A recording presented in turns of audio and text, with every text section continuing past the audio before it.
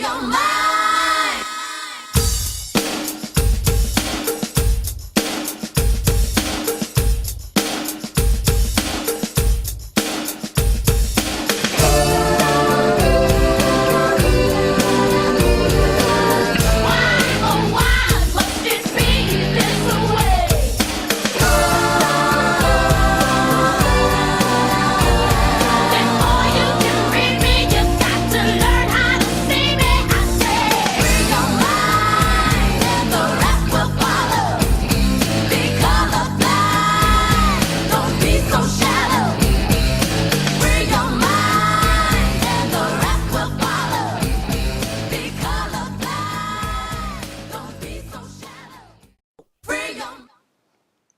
Good evening, and welcome to Cult Free Radio. I am your host, Mad Sweeney, and it is Saturday, November 14th, 2015.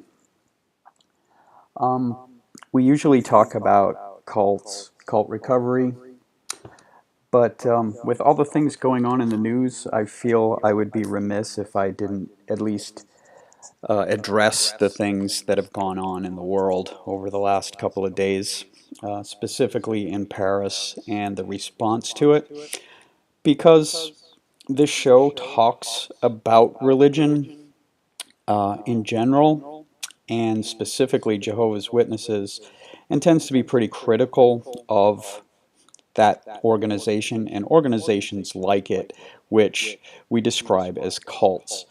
And the group who has claimed responsibility for the attacks in Paris, France, is a cult. It's ISIS.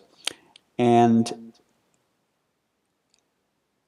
I hesitate to get political on this show, and I'm not going to get too political about it, because what's more important right now is that our concern and our thoughts go to the victims, to the families and loved ones of the victims, to the people in those communities who have been terrorized by these terrorists.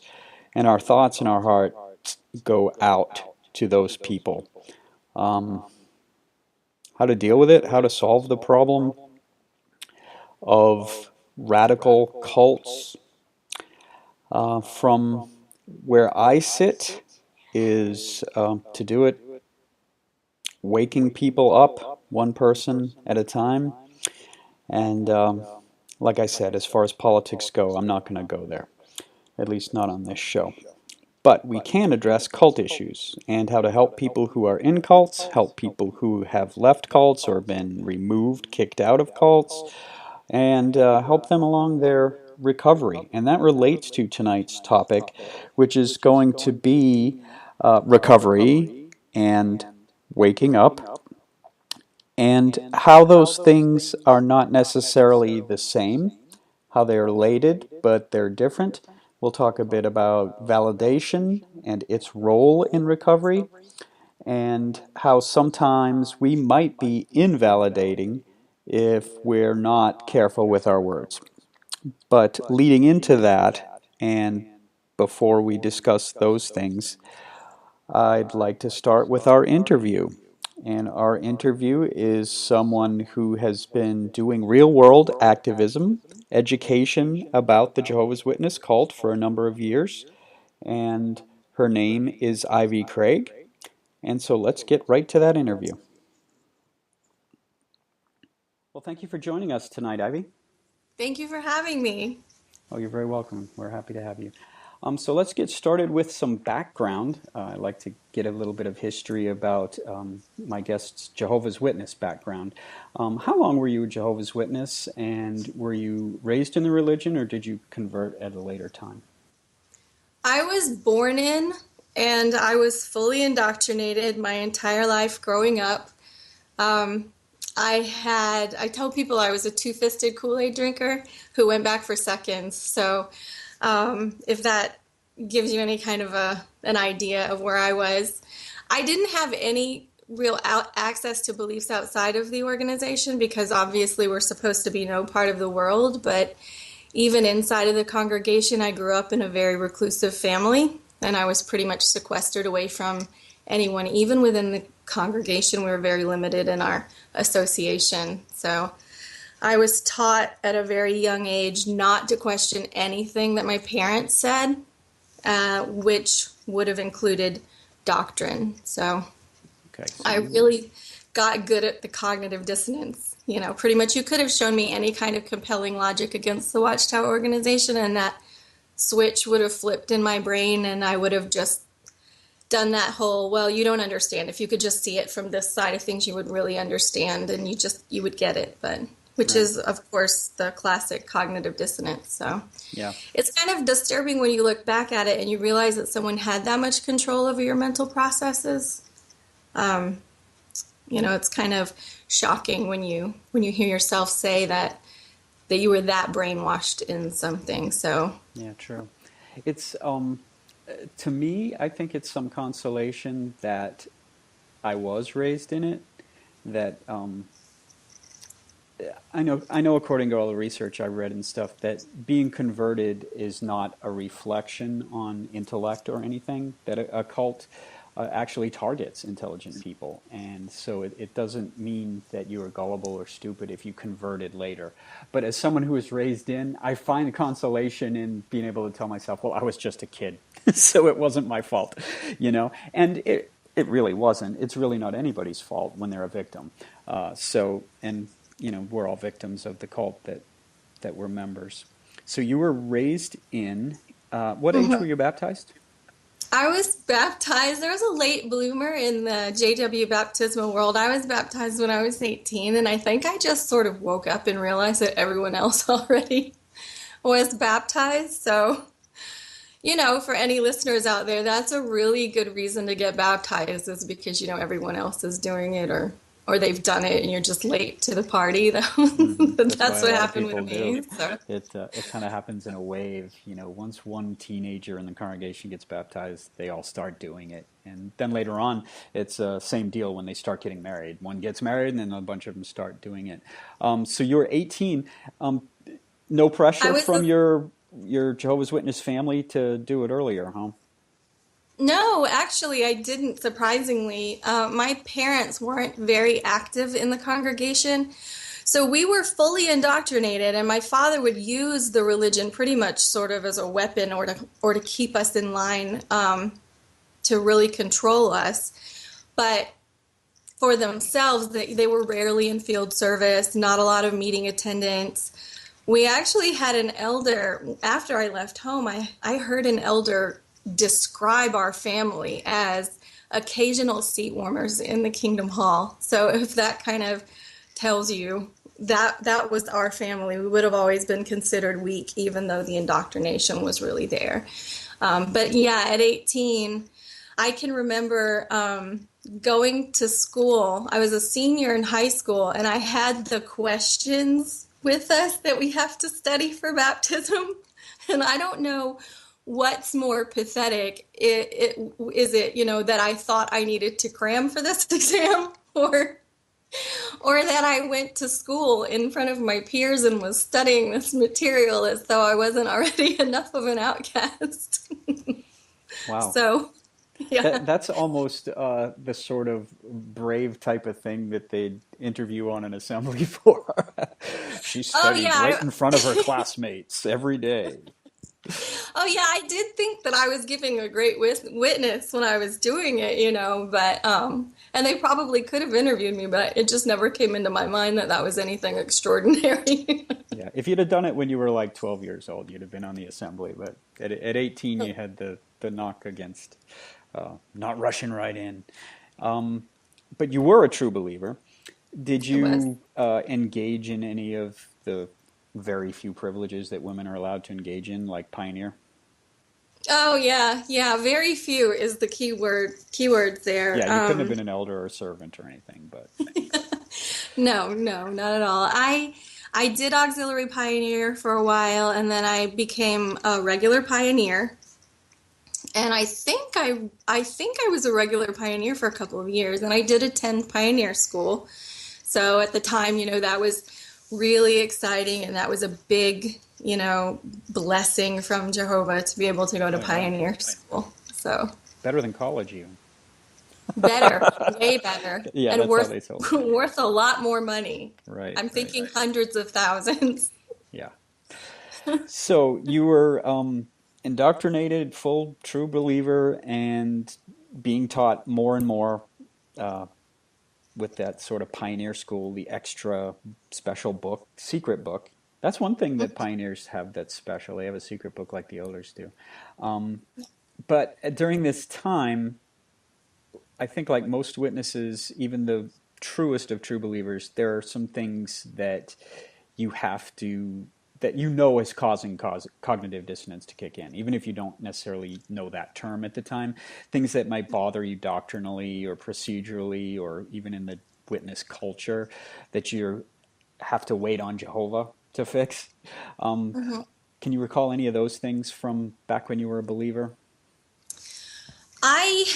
Because I had grown up in such an abusive home, I think most of my childhood and the indoctrination period into the religion for me was spent in survival mode from my home life. So, as far as growing up and learning about the religion and the doctrine, I was more consumed with surviving and finding a way to escape my home. After I left home, um, again, to me, leaving my home and going into the religion was sort of like escaping from a cage into a bigger cage. So, you know, um, thinking about the religion in terms of being very confining and controlling, it didn't have that effect in my mind to me because I had come from a much more restrictive environment. And so, not having had any meaningful contact with the outside world for comparison, I never really thought of anything in the doctrine as being upsetting or cruel or confusing. I think I just saw, if I ever did compare anything in my mind, I would have just seen other religions as being, viewed through the lens of the Watchtower, where you get a very small glimpse at a piece of it that the Watchtower can then knock down. Mm-hmm. So I would have thought, if anything had come to mind, I would have just thought it was better than anything the world had to offer. So, Okay. as And far as so, doctrine, no. As far as procedurally in the congregations, no. Again, I didn't really have anything to compare it with. And the only thing I can really think of looking back is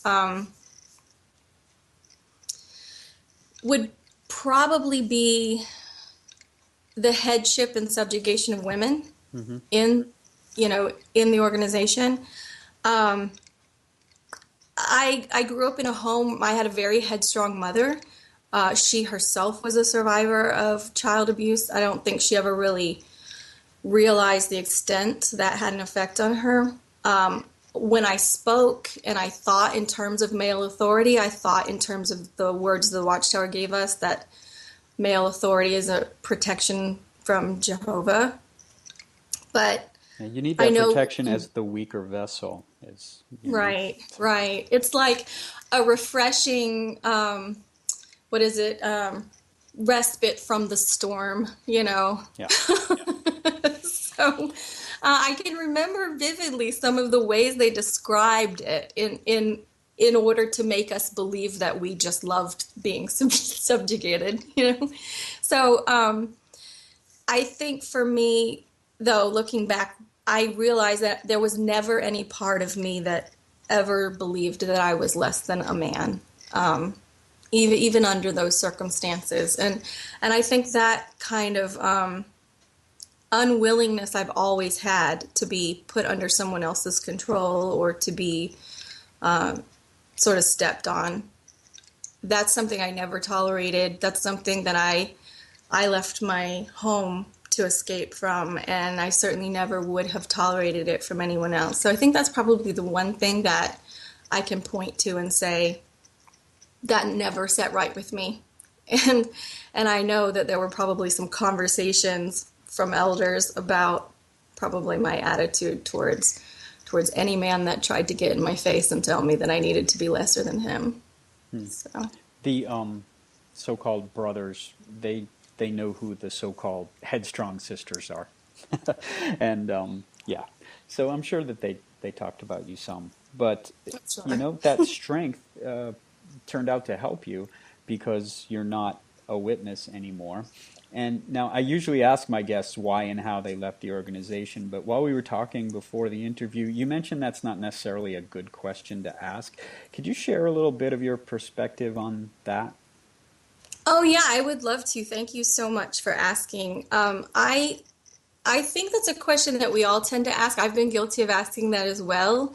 We're curious. We see people online who are sharing their stories and they're very vocal. And we do love to hear other people's experiences, and many people don't mind sharing. But there are many who don't feel comfortable or they feel put on the spot when they're asked how they left. Some people might feel embarrassed that they didn't wake up while they were still in. There's a lot of shame for some people that they were fully indoctrinated or brainwashed. And I know that I've been vocal about how I was, such, like I said, a two-fisted Kool-Aid drinker. But not everyone wants to share that or feels comfortable saying that. For other people, their exit was really traumatic. I know that there are stories of people who left because they were sexually abused or physically abused, and that's a very personal thing.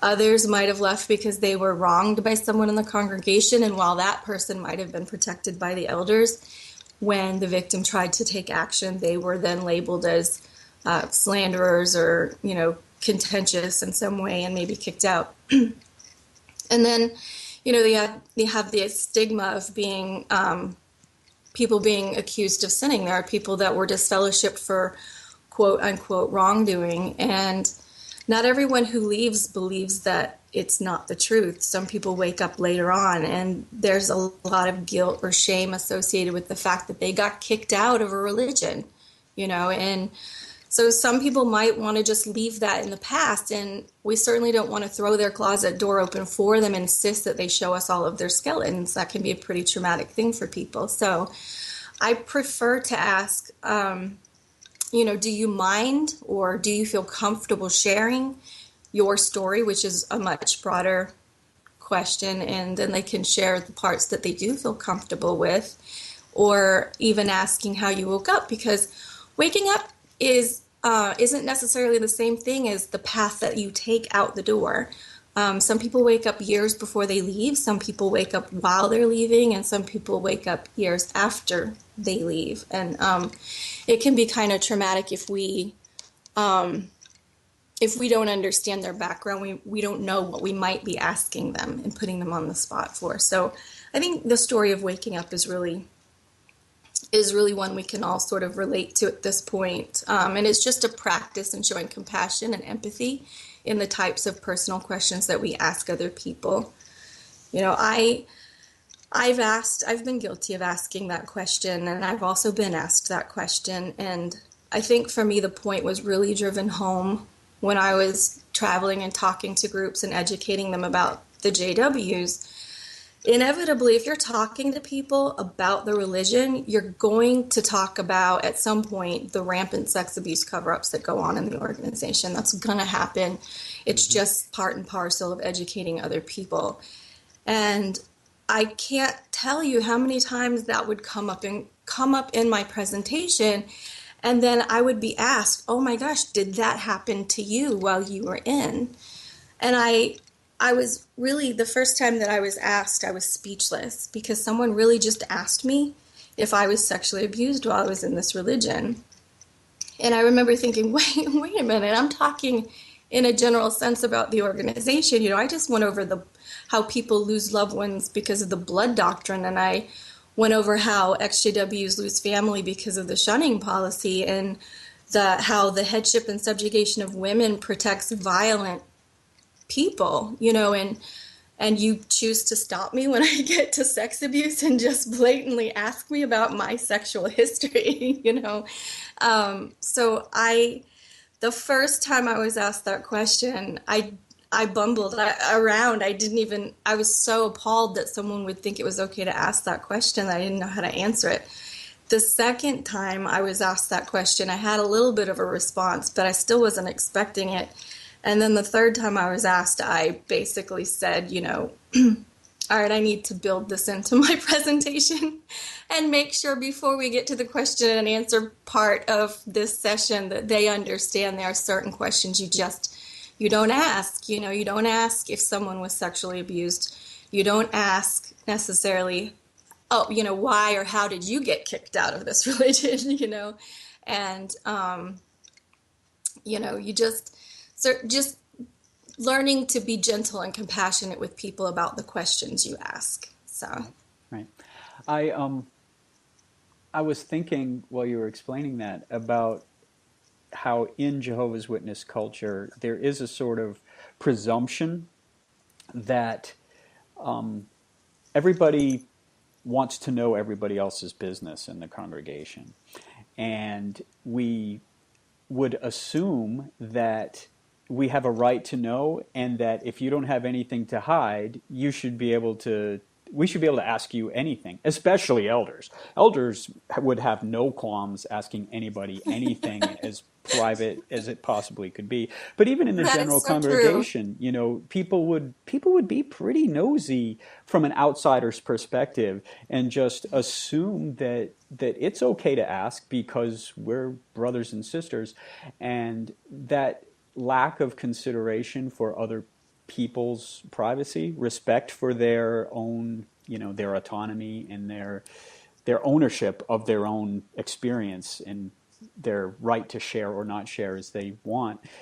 It's not something you're used to having respect for as a witness. So it's something that when we leave, that it takes time to learn. I think it probably takes a very conscious effort to learn, because it doesn't just come naturally either. When you've been indoctrinated a certain way, you may shed the beliefs without necessarily shedding the personality.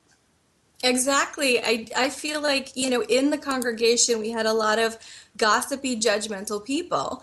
Well, leaving the religion, we have a lot of gossipy and judgmental people. And one of the things that I found when I left was that I did not want to be a product of my environment. Yes, I left, but how much of who I was tied up in that background. And just to make it absolutely clear, because sometimes unless someone says it as a fact, you just never really stop to think about it. So, like, I'd love to take this opportunity to just state as fact to anyone who's listening who might be inclined to ask certain questions. It is important that you understand that curiosity is not equal to entitlement. You may be curious about something, but that does not entitle you to an answer. And for those who might be listening who feel as though their privacy is being invaded, it is absolutely okay to not answer a question that you don't feel comfortable answering. No one has the right to ask you personal questions about your life that you don't feel comfortable answering. If you do feel comfortable, that's great. But sometimes, I think sometimes we feel that we need permission to not, to not overstep our boundaries, or to not let someone invade those boundaries. And it is absolutely okay to set those boundaries, and it is absolutely okay to enforce those boundaries and to not give people personal information about yourself that you don't feel comfortable sharing. And So, I think it's natural too sometimes for a lot of people to think, well, I wouldn't mind being asked that question, but that doesn't mean everybody else doesn't mind being asked the question. We tend to kind of project our own views and opinions and assume that everybody feels the same way. It's like, I don't know, what's a comparison? Like, okay, we just had an election last week. It's like when you're surprised when your candidate loses because you just assume that everybody's going to vote for the same person you are. You have this thing that, well, I trust myself and I trust my opinions, so probably most other people think just like me. So if I'm okay with this question, why isn't everybody else? But to learn that everybody, that's part of freedom from being out of a cult, is that everybody does have their own viewpoint and their own personal judgment of what they do and they don't want to share. and personal judgments about all kinds of other things as well. Yeah, I hear a lot of people say sometimes that it's hard, they're adults, but it's hard to feel like an adult. And that's one of the things that you do have to learn when you leave your parents' home or wherever you go. A lot of times, in the beginning of your adult life, you say, "Well, I'm a grown up. Why do I still feel like a child?" We are raised in our parents' homes. They have the right to ask us anything, and we have to answer it. Oftentimes, if we're part of a religion, we have the same kind of treatment from the congregation. We live in a world where there's reality TV, and people don't really, people seem to just be nosy and curious. And while that's not always a bad thing, I think sometimes we get desensitized to the fact that just because I'm curious doesn't mean I have a right to know, you know. Right. So, but thank you. I really appreciate you giving me the opportunity to talk about that because I do know I have heard from several people that they have felt uncomfortable or put on the spot in certain situations where that has come up, and I think it's just important for us to be a little cognizant of those types of things. But I think you were wondering about my waking up process as well. Yes. And also, I have a couple of questions. One about waking up, and then there was another one about recovery from being raised in a cult. And while you're telling your story of waking up and how that process worked, you might maybe, if you have any thoughts on how waking up and recovery are actually two different things, because there are people who are awake that are still in the process of recovery. I mean, I've only been out 5 years. I feel like I'm getting there, but I'm not there. It's a long road, and for some people, it's a lifetime road of recovery. But anyway, if you could tell whatever you're comfortable with about your waking up story, and then perhaps talk about recovery. Sure, absolutely. I love those questions.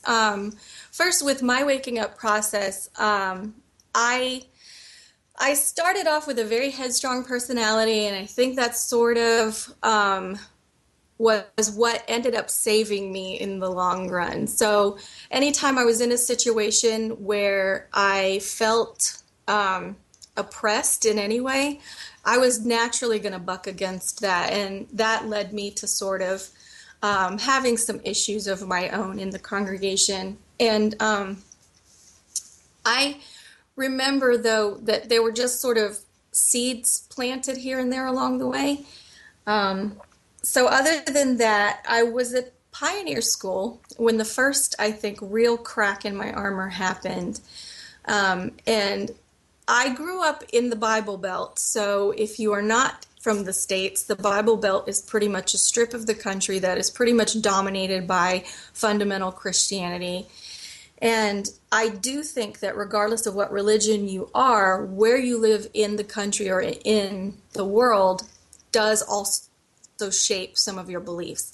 Now, science wasn't really big where I was. They taught it in the schools, obviously, but the lay people weren't so much interested in evolution or science or anything like that. And I can remember my mother actually saying the earth was no more than 6,000 years old. So go ahead and take a laugh at that if Yeah. you must. But Yeah. I was But we raised have to believe presidential that. candidates who think the same thing, so. This is true. This is true. Um, so I was in Pioneer School, and the circuit overseer who was teaching the class was clearly not from the Bible Belt, and he was talking about the age of Jesus being the firstborn of all creation would make him very, very old, and he was trying to give us a reference to help us grasp it. And he said, so if you think he's older than the earth, then how old is the earth? Like a few billion years old. And I was just, wait, what? Hold on, what? Because, billion doesn't even rhyme with thousand, so it's not like I misheard what he just said. Exactly. And then I'm thinking, a few billion years old, what? This is news to me. So this was really a news flash in my mind. And oddly enough, the cognitive dissonance just right in. Oh, my mom just must have not known, or these other people must have just misunderstood. But I couldn't let go of that. I think I must have thought about that for the rest of the day. I don't know that I got a whole lot out of that day's class because I was really sitting there thinking the earth is a few billion years old. So then I did end up going to college. So while I was at the university, I took a lot of science courses. That one seed for me, after all these years of believing nothing about evolution or any of that, that one little seed. Now, if I hadn't grown up in the Bible Belt, that wouldn't have fazed me. But being in college and taking these science courses, I was able to sort of look at things a little more objectively than I would have. Um, and then I was taking all these science courses. I fell in love with science, so I took absolutely every science course that I could get in. I was in, biology, anatomy and physiology, microbiology, physics, chemistry, organic chemistry, you name it. I was there, and not just the classes, but the labs. And I was doing these scientific tests in the labs, beginner level things that all these students do. And we're doing things like, small scale carbon dating and discovering unknown substrates. And the teacher would come in and give us a solution, and then we would go. And if we did the right um, weighing and measuring and using formulas and adding substances and calculations, and if we did it all right, we could go to her and we could say, I know exactly what you put in there when our backs were turned, so we knew what the invisible substance was, the unknown thing. Mm-hmm. And I started to realize, this is what science is. Science uses laws and rules and well-proven techniques, and it gets us closer to knowledge. This is science. And I'd heard all my life that, carbon dating was unreliable. And yet here I was in a lab and understanding the principles behind it and why it works and how it works. And I began to think about it. And, we put men on the moon using science. We've gotten vaccines and eradicated diseases using science. You want to take your sick child to a doctor so that he or she can use science to make them better. You take blood pressure medication and diabetic medication based on science. You drive around using technology based on science. You want to check the weather or track a storm based on science. And suddenly when science disagrees with your belief system, well, then science is faulty and scientists are stupid. Then, it just never added up for me after that. So being in school and getting a real education and learning critical thinking skills was huge in waking me up. And I couldn't ever unlearn those things.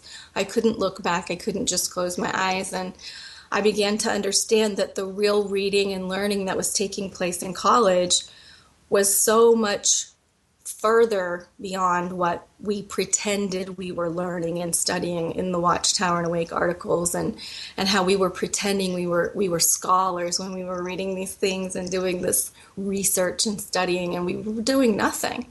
We were wasting our time. It was like our brains were sort of turning into mush. And then the clincher for me, I think, was being in all of these courses, doing all of this research, having to write up research reports and papers in college, very stringent requirements on how we report and how we quote sources. There was absolutely no way you can try to tell someone something in a paper and make them believe it unless you back up everything with sources. You absolutely have to prove your point. You can't just say, because I said so. And so learning that, you have to quote sources for everyone that you cite, for every research that you present to someone. They have to be able to go and find exactly what you're talking about. And the Watchtower organization presents itself as being, the most honorable and the most thorough and all of these things. So certainly they would have followed these stringent requirements to a T. And I saw one day I was reading about the misquotes in in the literature.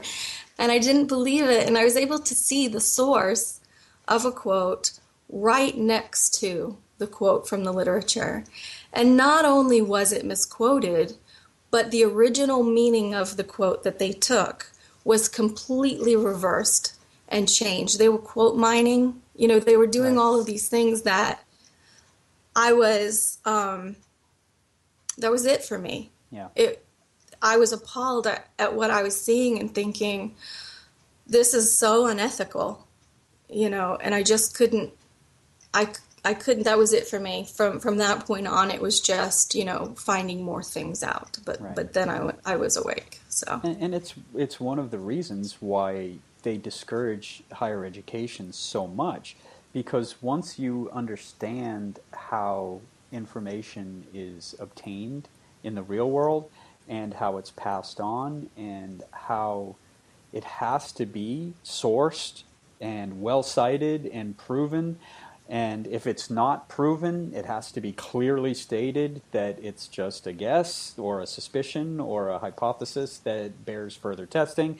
And no dogma is really allowed in science, whereas in religion, it's all dogma. And I think it's also why the Watchtower Society tends to avoid showing the sources of their quotes, except for when they're publishing a brochure or a book that relates to evolution, because they assume that most of the witnesses aren't going to go look them up. And while you were a witness, if you weren't in college and in that situation, do you think you would have gone to the index and gone down to the library and looked up those sources for yourself? No, absolutely not. I just automatically assumed they were doing best practice, and why wouldn't I? They claimed to be, God's channel to mankind, and so certainly I had no reason to believe that they would be lying, blatantly lying to us and misquoting things and deceiving. So, Well, but I you had think it's a. asked, Go ahead. I'm sorry, go ahead. I was going to say that I think it's kind of a common refrain. What you said, I've heard before from other people I've talked to, not just on Cult Free Radio, but just out and about, how education and learning how to think really shows up the difference between the Watchtower Society and the real world, and how the real world is, you can only experience the real world being nothing like the Watchtower says it is for so long before the cracks form. Um, because cognitive dissonance, you can push stuff aside and push stuff aside, but it builds up. And eventually it builds up to where, okay, like a couple months ago, the cognitive dissonance in Joe's interview related to worldly friends. He knew they were good people. The religion said they weren't good people. And that stuck with him, and that was something that that kind of came to the surface at the right time. And it's the same with education, scientific information. You find out everything that the organization has said about science being unreliable or biased or from the devil. If you're fully indoctrinated and only going to meetings and only reading the Watchtower, you may believe that. But when you start reading scientific journals and going to school, you realize, like you, very quickly, wait a minute, that's not true. Science is very stringent. They don't just let anyone publish. If you've ever tried to get something published, they don't just let anybody publish their science. It's not a simple thing. So that's cool how science and education help to wake you up, because I work at a university, so I'm around that kind of thing all the time, and I think education was one of the first topics I wanted to address on Call Free Radio, and it was like the second or third show. It was a really fun one. So the topic keeps coming up because it's one of It's the very big important. deals. Yeah, it's very important. And you did hit the nail on the head. I talked so much about what a reclusive life I was in as a child, and therefore nothing ever really came into my mind that caused me to doubt. And yet, as soon as I was out and getting an education, that's when I really was able to work on those critical thinking skills and free my mind, so to speak, from it. And I like to tell people, because the religion does discourage any kind of information outside of the organization. I really believe that if they could cut off all of the internet and all of television and everything and just sort of force their members to only see their website and their literature, I really think if there was a way they could do it, they would. But what I think is, very important is I use the illustration of if two people come to you and they each tell you about the same event, but their stories are polar opposite. Well, who's telling you the truth and who is telling you a lie? If you said to each person, well, that's interesting, I've heard varying points of view, I'm going to research it and I'm going to see what I can find out about the facts of the event. Which person is going to encourage you to go and find out, and which person is going to try to keep you from going and finding out? Because the person telling you the truth is going to say, by all means, go, ask people, dig around, look for the facts, see what you can find. Truth doesn't have anything to hide.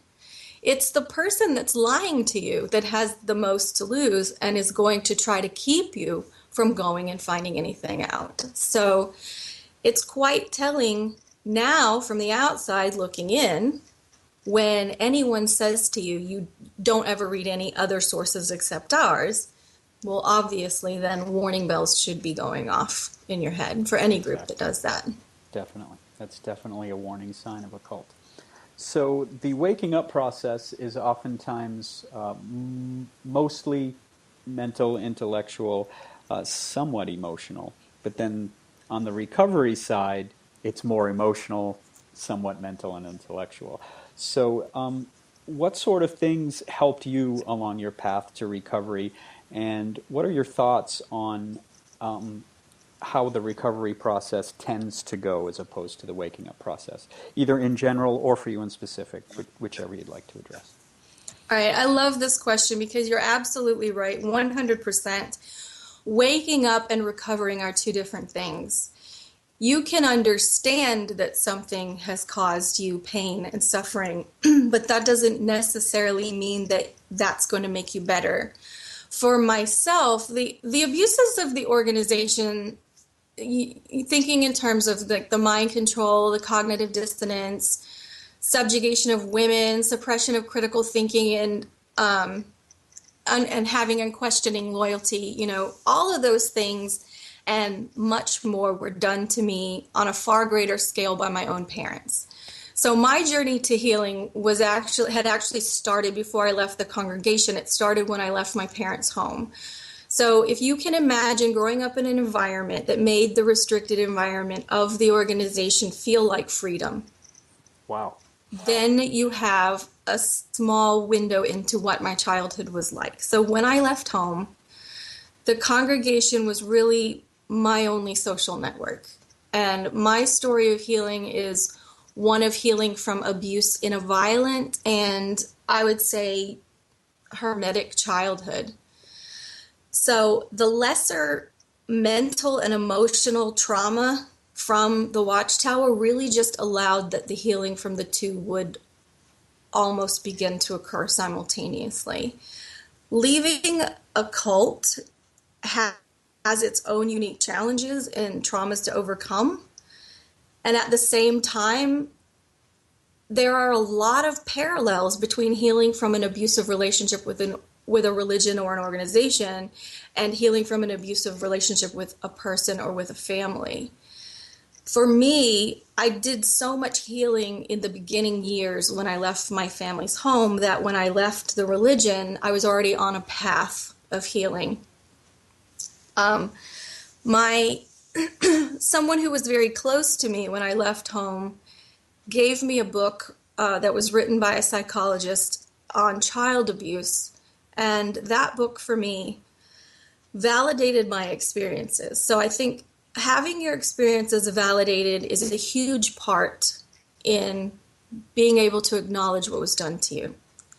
I think when you join these, when you join the XJW groups, or you join groups for whatever you've left, whether it's a narcissistic abuser or a cult like religion, or whatever that might be, when you find other people that can validate your experiences, that is a huge part. A lot of people who are abused often aren't even sure that they were abused in some ways. Sometimes it's blatantly obvious, and then other ways it's not so much.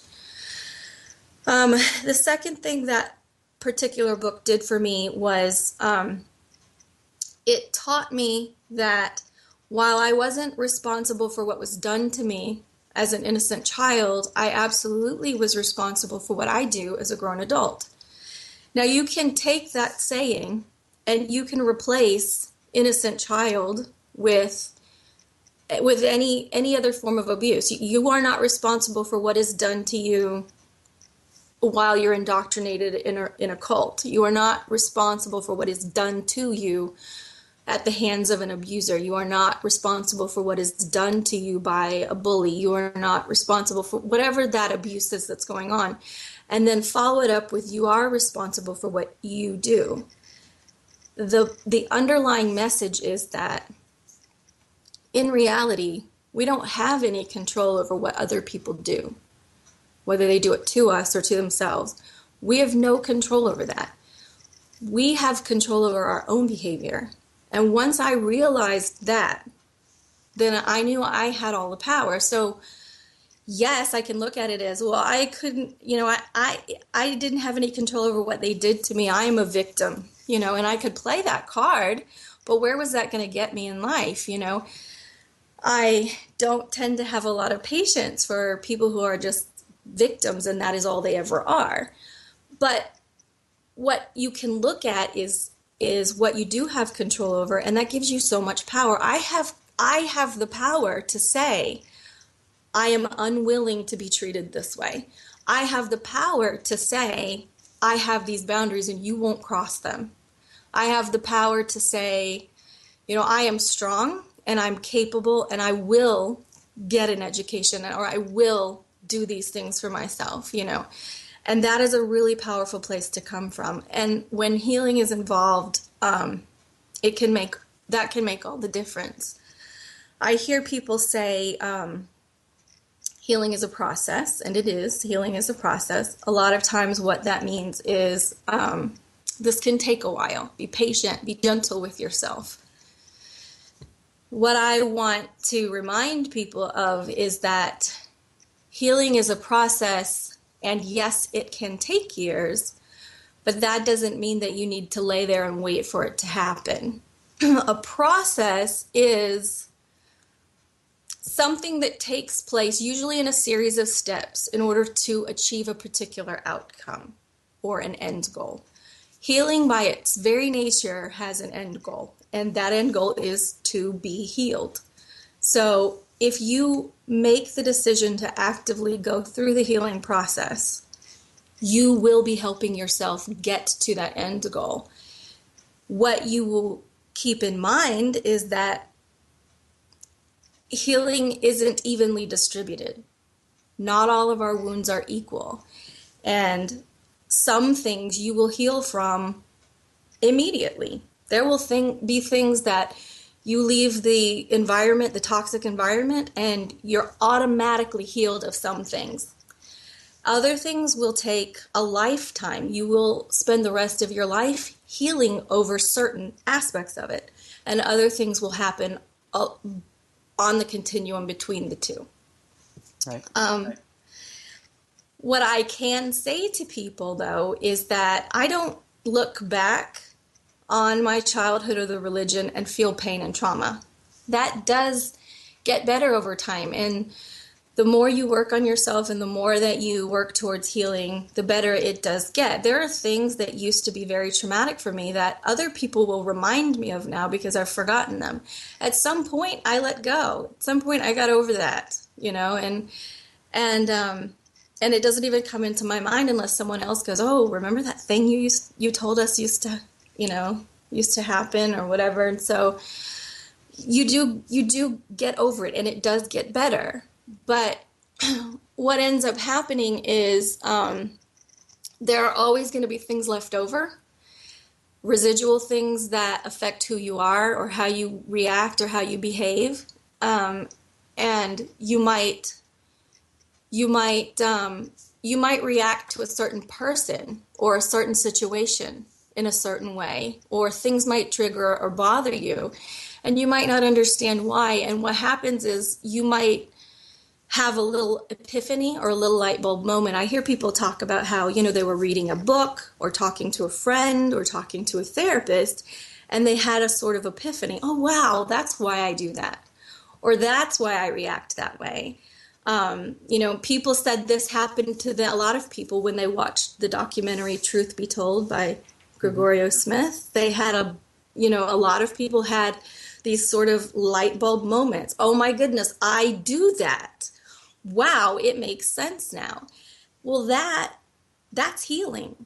That's a form of healing. Those epiphanies, those little light bulb moments, that they put us in touch with ourselves. They put us in touch with the process, and they show us things that we can recognize about ourselves or about what happened to us. And then we have the power to decide to work on it or not. I'm glad you used the So, term process there, because it reminded me of a way that might be able to describe this, and it kind of, I guess because we were talking about science before also, I think about a chemical process or a chemical reaction. You have to put the reagents together, and oftentimes you also need a catalyst to make those reagents function how you want them to and perform the reaction that you're trying to perform. And so in recovery, like you mentioned, you can't just sit back and wait for it to happen to you. You have to, it takes some effort, and it takes some sorts of catalysts, so to speak, that you can bring into your equation, to your reaction. And what sorts of catalysts? You mentioned some people go to therapy, talking to friends, movies, books. What sort of catalysts have you come across in your work? And in fact, I want to ask you about your work too, because since you've been awake, you've been helping other people as well. So feel free to touch on that sort of work that you do and the types of, say, books, movies, websites, people, therapies, anything that you've encountered or experienced that you have noticed helps people and it tends to be successful. well, There was a the lot there, so go first wherever you want with it. Thank you. The first thing that really opened my eyes was books. I grew up again. My world was so small, and I lived in books a lot of times. So there was some access to concepts and ideas in some of the books that I read that as probably about 11 or 12 years old was the first time that I realized I think that I am abused. And that came from reading a fictional story about a young girl who was abused, and they explained some of her fears and traumas in terms of what her mother was doing to her. And I remember thinking, wait, my mom does that to me, and they're saying that for this girl that she's abused by her mother. And so I think for me that was the first time that I went, I think I'm an abused child, and being 11 or 12, that's not something that most young kids think of or really have a recognition of.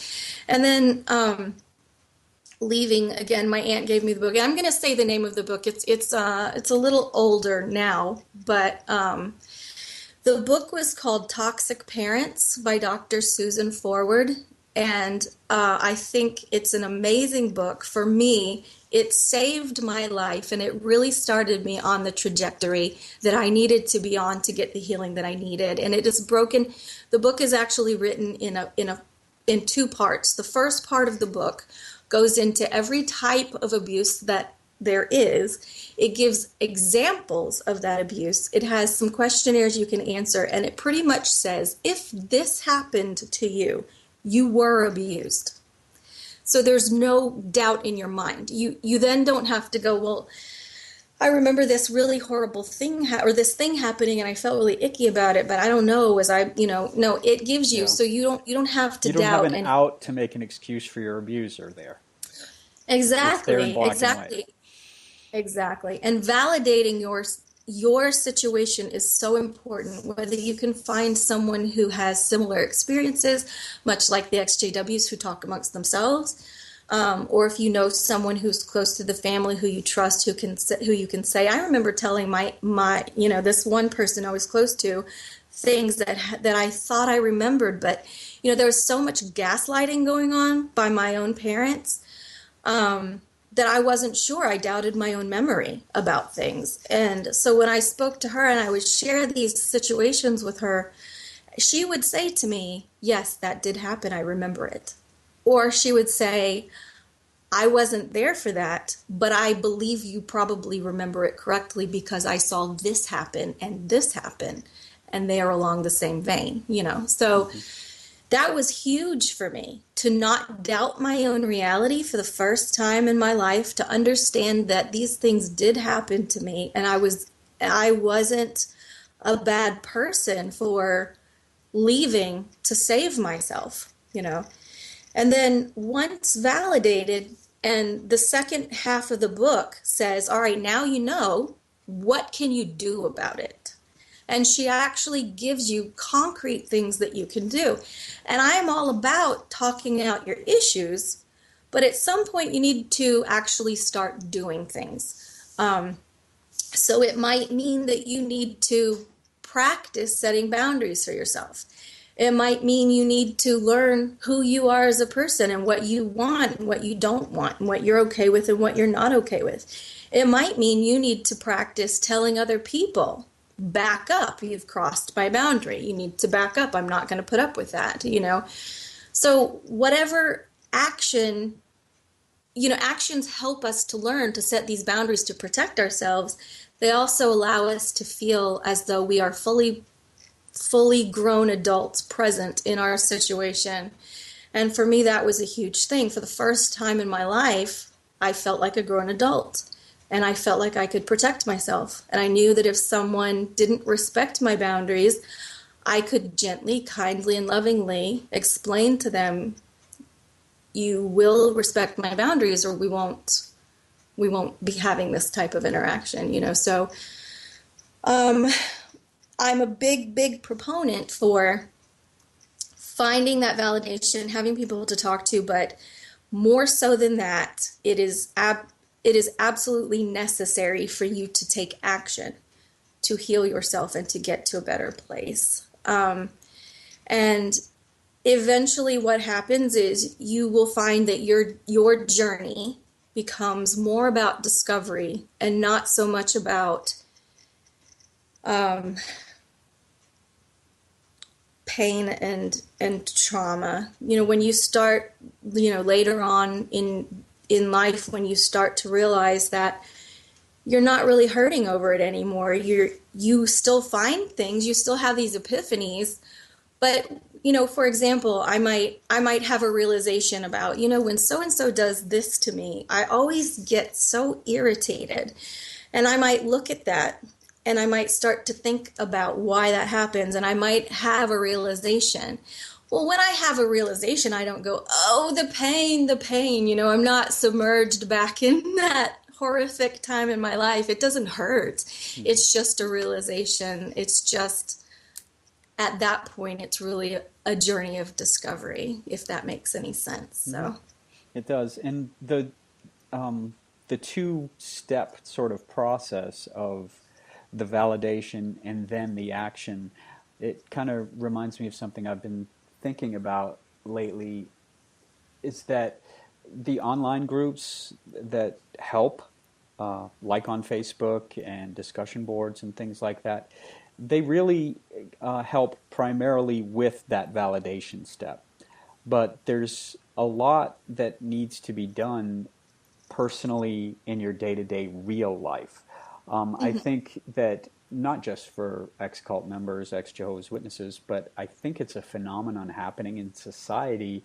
A lot of people have an inordinate amount of their life online and on Facebook, and Yes. that doesn't really necessarily uh, translate to the real world or substitute for real life experiences. Um, I've only known you less than a year on Facebook, but I know that you've been working to help people and educate people about Jehovah's Witnesses for a much longer time um, in the real world. And so that sort of contrast between online activism, uh, which is actually a much smaller world than I think sometimes we think. Sometimes we feel like, well, it's on Facebook, so everybody knows. Well, not everybody in the world's on Facebook. As big as Facebook is, not everybody in Right. the world is on Facebook.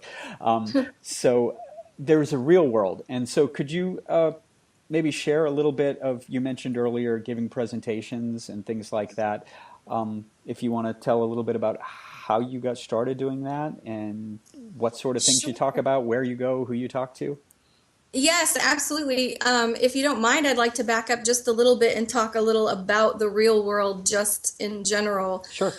In my healing process too, when I left the religion, there wasn't all of this XJW community. I've been out for a while. I've been out for longer than a lot of people that I meet online, and so I didn't come out of the religion and submerge myself in an XJW community. I didn't know anyone from the XJW community. And so my life really just, I sort of left and I got a life, I guess is the Hmm. best way to say it. I left and got a life. I was getting an education. I was, I had a home, I had a job, I had relationships, I had friends, I had basically everything was done in the quote unquote world, not anything related to Jehovah's Witnesses or ex-Jehovah's Witnesses. And I think I probably healed better because I had no contact with anything that could sort of pull me back into my triggers. So I think there's a huge importance in having the community online, or the XJW community and XJW friends who can validate your experiences and help you with that part of your process, who understand you better than someone in the world will ever understand you. That's important. But also important is limiting your time, how much you are submerged in that culture, because getting the word out there and being an activist, I feel is a very important thing. I wouldn't not do it, but I recognize there are limits. I find myself even now, if I spend a little too much time, reverting back and thinking, I dealt with this years ago. Why am I whining and complaining about this? This is something I knew about. This is something I dealt with. I don't need to go back and, sort of rework on my healing process, the things that I've already done or the things that I've already overcome. And so there is a point where, yes, it is important to be connected. Yes, I feel like for me, it's a source of very valuable information. And we do need to support and encourage one another. We also need to understand our own boundaries. We need to understand, when is it too much for ourselves and when does it impede our own healing process. And recognizing that sometimes we do need to turn it off. We do need to go and connect in the real world somewhere with non-JW things. For myself, I had no real interest in talking about the Jehovah's Witnesses until even after I was awake. I saw them really as this harmless but kind of a nuisance religion. I didn't see them as a cult or anything like that. And I think my cousin it might have been my cousin, who had posted something on Facebook one day, a YouTube video, one of those little humorous ones where it's a cartoon sort of making fun of the day-to-day activities of witnesses. And I'm watching this what would have been boring to a non-dub, but to me, I'm giggling through the whole thing. And I saw a few videos like that, and I thought they were funny, and I didn't really think much more of it. But one day I was sort of following the trail of videos, and you know how you kind of get lost in the spiral down YouTube when you, Hmm. 30 minutes later, you realize you watched, several videos, and then 2 hours later, you can't even remember where you started at. And that was the first time I realized, there are other people online doing this stuff. But before that, I had come across something that I read about the blood doctrine in children. And in a moment, I went from believing, this is a nuisance but a harmless religion to, oh my God, babies are dying.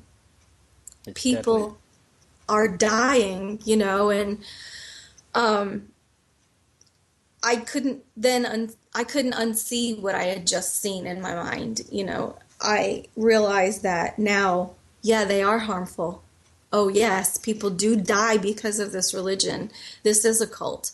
And at that moment I felt so powerless, I guess. Like, I know this thing that I didn't know before, and I'm just this one person. What can I do about it? But that's when I began to sort of speak up about it. When I would be around people and it would come up, I went from being embarrassed that I'd ever been a part of that religion to, okay, I need to say something, Hmm. and then I would. And usually there are a lot of questions. People have questions for you. And I started off with just, I'd talk to a few people. And then my friends, they kind of, the ones I did talk to, they kind of understood why it was important to me. And I would say, if you know people that I can talk to, let me know, and I will and I would be more than happy to answer questions. My idea didn't start off as I'm going to have huge groups of people to talk to, but as I would get people who were interested, then sometimes we could get, a group together that would be willing to listen. And it just kind of went from there. When I am able to, or I have the opportunity to, or I'm traveling and I can access people to talk to, then I like to do that. I would love to have seen it be more influential and productive. I think for me, I got really frustrated because it ended up being about talking to, a lot of times it was people who were religious and they just really wanted to know how they could convert Jehovah's Witnesses. Yeah. And so I think there was a lot of frustration for me because that's not really what I wanted. Those weren't the groups I really wanted to reach out to so much. I did, and I did think it was helpful. These people are going to knock on your doors. Here's some things you might want to know. But I certainly didn't want to send out squads of people to try to convert Jehovah's Witnesses to another religion, and I think a lot of times when you're talking to a religious group of people, they mean well, but they come from this place where they think, well, Jesus will touch their hearts, and he'll open their minds, and what they don't realize is that if they can actually do a lot of damage, and so I think for me that was a big frustration, but I have been able to talk to a lot of people. I have been able to sort of spread the word. I have been able to do that. And then I've discovered videos online that led me to understand that there were groups online of other people that were trying to do this too. And I was like, wait a minute, I don't have to do this alone. This is great. So I reconnected, I think, with the community. I connected, I guess, with the XJW community and have been able to sort of figure out new and different ways of doing activism that hopefully will reach more people, So Oh, good. I feel like I have a pretty full life now. I have my secular work and that keeps me pretty busy. And I have, all of my non-JW friends and quote unquote family that I have gathered across the years, and they are a huge part of my life. And I do the activism that I can do. I've gotten involved more online. I help to moderate a couple of websites online. One of those is JW Stories. Louise Good has started a website for people who do want to share their stories, whether it's a success story for leaving or a shunning story. Sometimes there are some pretty heartbreaking stories, and people do want to share those. And so I have helped with that. I do work, I do admin a few groups on Facebook. I've started a group on Facebook for people who are still they're facing their JC, disfellowshipping or disassociation announcement. We have a group called Exiting JWs for the Judicial Announcement Support Group. And we are just trying to get together a network of people who can be present to support someone who is going through the process. Or even people that have left and they're shunned and they find that they need to go to a function such as a funeral or something that they know that they are going to feel alone and they just need someone by their side to, to support them for that. So Yeah, that's super important. It was sometime last year, a good friend of mine who's an ex-Jehovah's Witness, she accompanied another ex-Jehovah's Witness to his father's funeral at the Kingdom Hall, because otherwise he'd have had to face all those witnesses all by himself and be shunned and disrespected and just treated poorly while he's grieving and trying to mourn. So I think having somebody by your side in those sorts of situations it's really powerful, and it's really a good thing. So yeah, and I remember I remember when my announcement was made at the Kingdom Hall, and I know for some people they'll actually attend their announcements.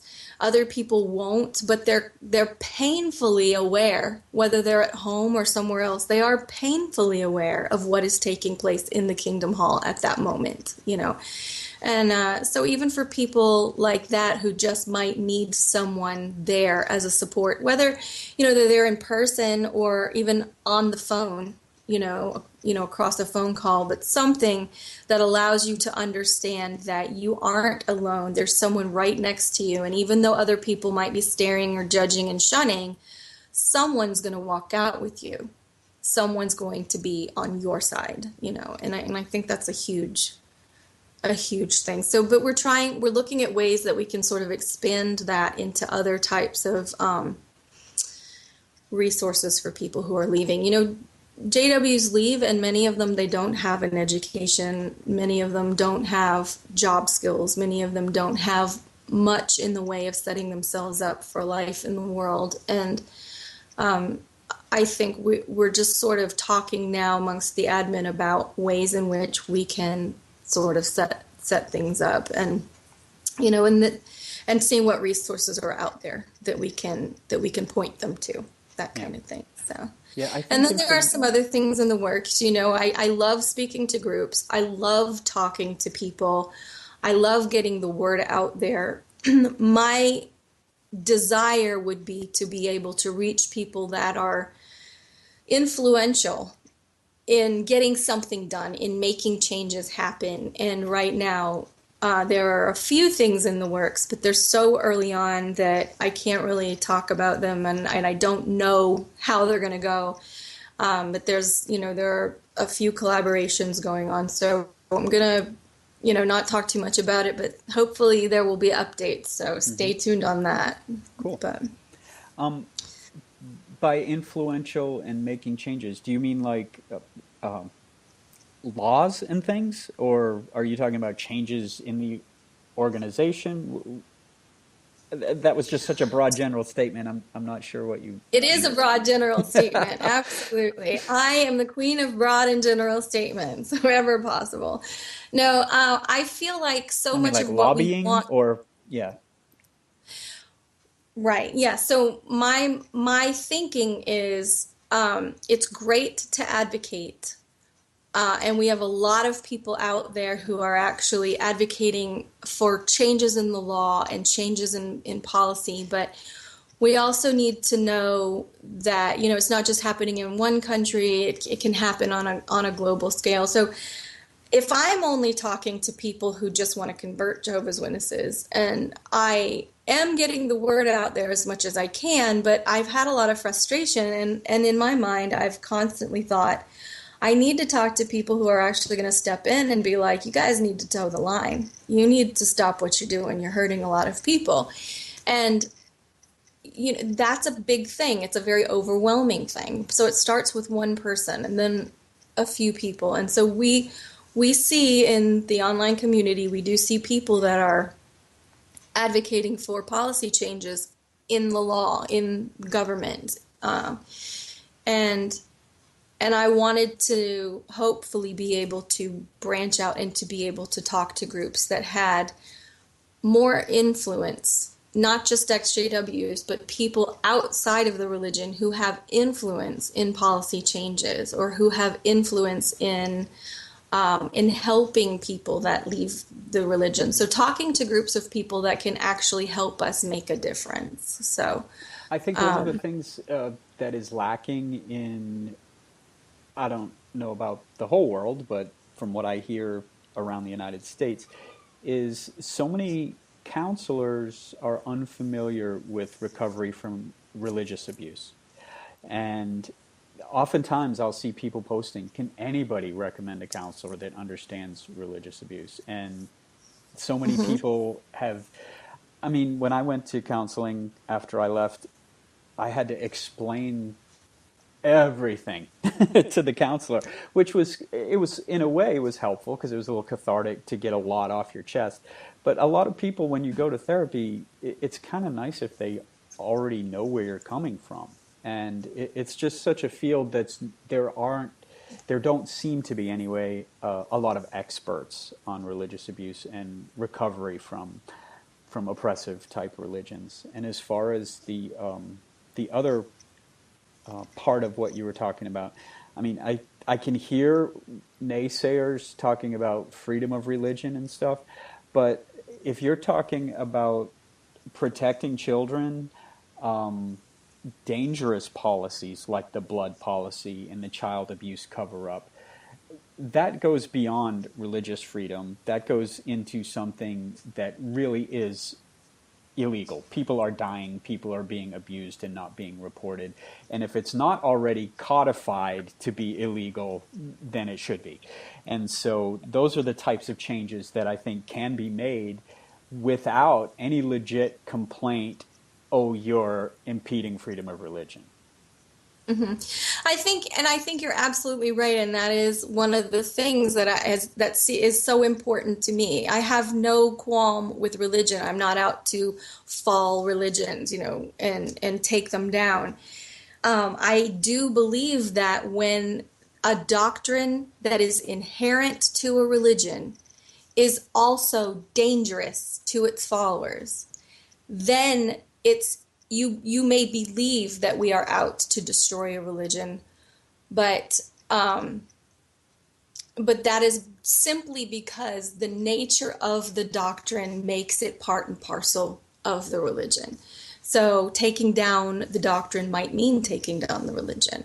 The thing is protecting the innocent, and that is where I think we need to put our focus. And if the Watchtower were willing to change its doctrines, it would probably end up looking like every other religion. But as long as it wasn't hurting someone or, causing the deaths of people, causing people to part with their belongings or give up retirement or, the things that cause people to suffer in the long run,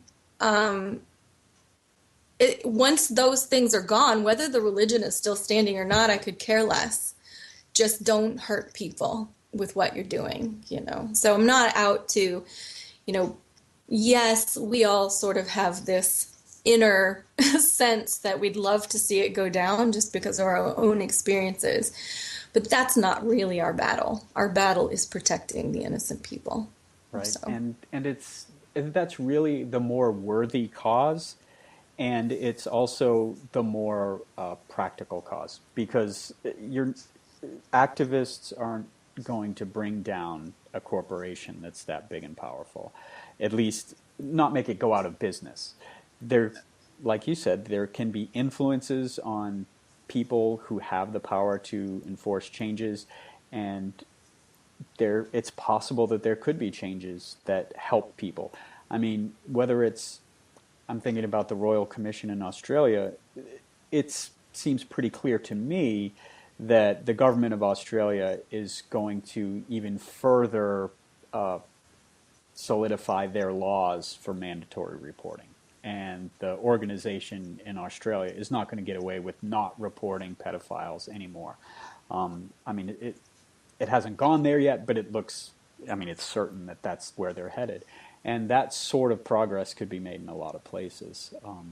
And if it happens last in the United States, which it probably will, that's okay. I mean, we'll take baby Yeah, steps we have a and yeah, we have a country that's built on the concept of religious freedom. That is what our country, the foundation of our country stems from, and so, and we do battling everything religion, big too. anything that We're looks just like a we go to the battle against. extreme with it, just like we go to the extreme with everything. You know, we're big with we don't just have a little army. We have the biggest army in the world. We don't just have Yeah. a little religious freedom. We let religions do anything they want, and if you We can, don't just have little cults, we have all the cults. right, exactly, all the big ones: Yeah. Mormons, Um, Scientology, but Jehovah's Witnesses. I think there's, I'm sorry. I think there's something to be said about when one country does something on such a big scale, and I think the Australian Royal Commission is really setting a precedent here. And yes, that's Australia, that's not America. But don't think that other countries don't take notice. Right. And then when something like that happens, and then you have all of these other things going on within your own country, these lawsuits that are happening, the trials that are going on for the high profile sex abuse cases, it adds up and people do notice, And those are setting legal precedents as well. So those are all good steps. Well, Ivy, it sounds like you're doing great work and like you're in a good place personally. And I just wanted to thank you for sharing some of your experiences and joining us on Cult Free Radio this evening. Thank you so much. It was great to be here.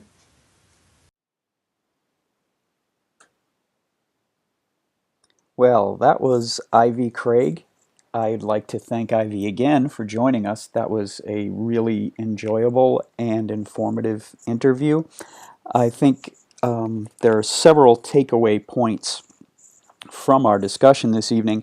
One thing I would like to talk about a little bit and clarify for the people who are unfamiliar with the Australian Royal Commission. The first thing I would recommend is Google that phrase, Australian Royal Commission on Child Abuse.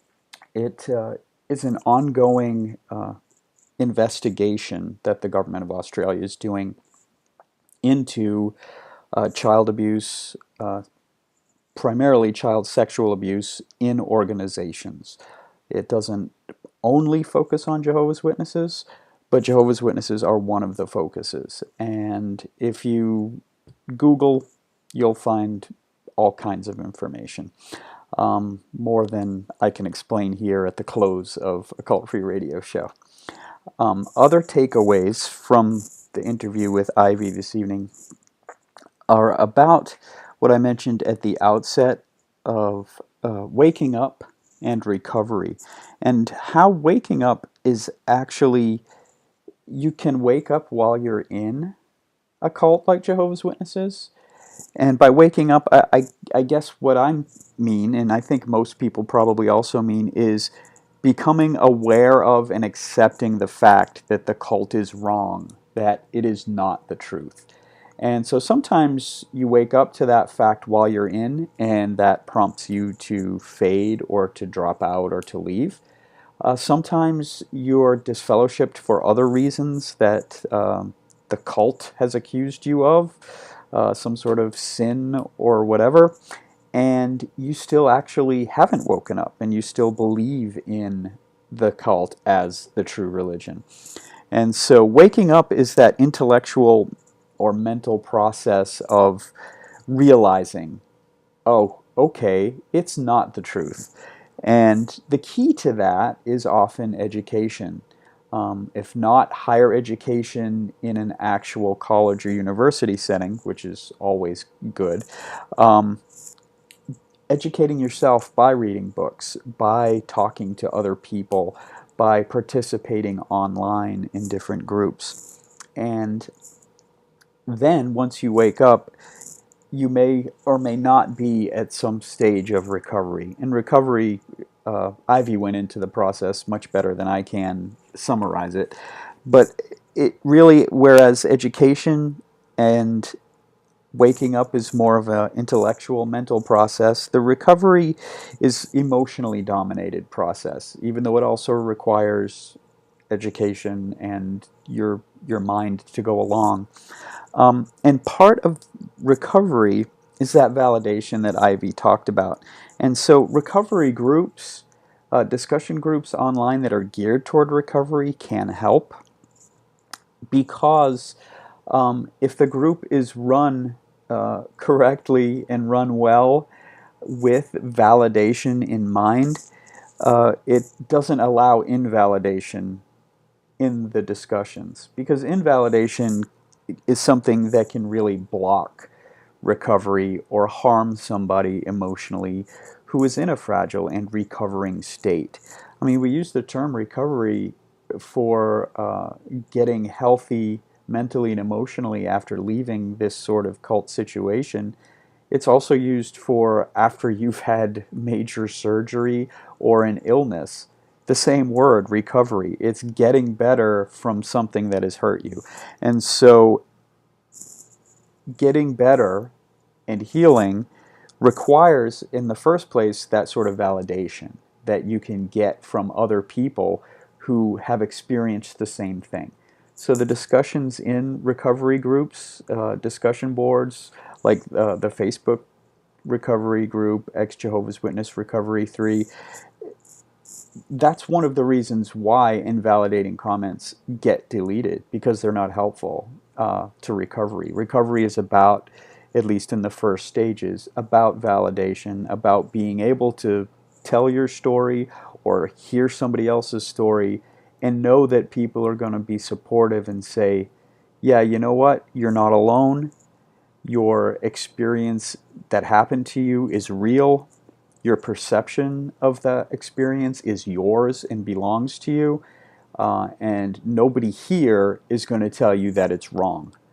And so that type of validation can help to first reinforce the waking up that uh, cults implant through their indoctrination process a lot of fail safes to keep people in and to make people want to go back.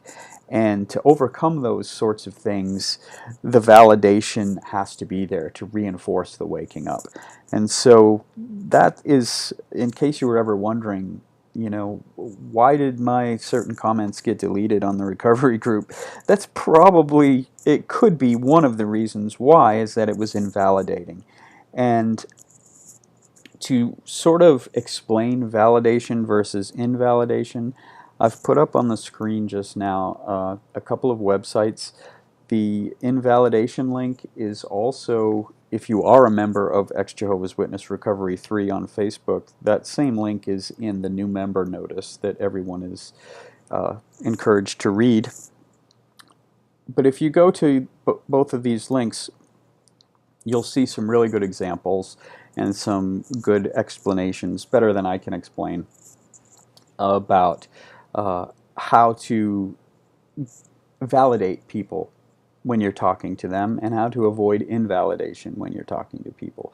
And so if we try to validate one another's experiences as we're leaving cults, and especially those of us who know that Jehovah's Witness experience, we can help one another on that first step to recovery. We can help one another to wake up and to get to where we can be ready to actually take steps in our real world life off of Facebook, in our day-to-day encounters with people and our experiences, and move along to that recovered state to where hey, I feel pretty good now. I can help other people. And so we pay that forward to one another. And I think that's a really beautiful thing that we see lots of times in the ex-Jehovah's Witness community. So I'd like to thank Ivy for talking about these sorts of things this evening. And I appreciate the privilege of that conversation. And I appreciate you, the audience, for listening tonight. I think this is going to wrap up Cult Free Radio. We plan to do another show again, second Saturday of the month in December. And I will have this show up on YouTube as quick as I can, probably within a day or two. And check out these validation links. And good night from Cult Free Radio.